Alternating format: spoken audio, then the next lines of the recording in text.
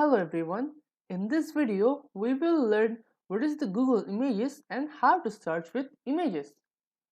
So Google Images, it is a service that is owned by the Google which allows you to search using an image.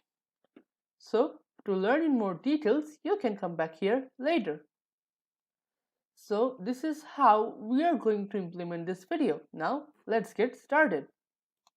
So over here I have opened my Google Chrome. So over here I need to search for Google Images.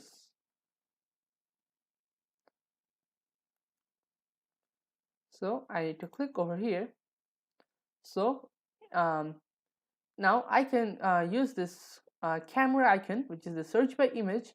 If I click over here, so it says paste image URL. So if you have an image URL, you can paste it over here. As I don't have it, I'm going to upload an image. Click over here, then click on choose file. That means I'm going to choose a file like an image from my computer. So now let's go to pictures. So I have this pictures.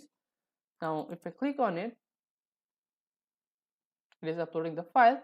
Now it has identified that it is a Windows 10 background. If you see, it is the Windows 10 background they have identified, and now they are showing me visually similar images, and they have also told me what this is and also given me the link for other Windows backgrounds.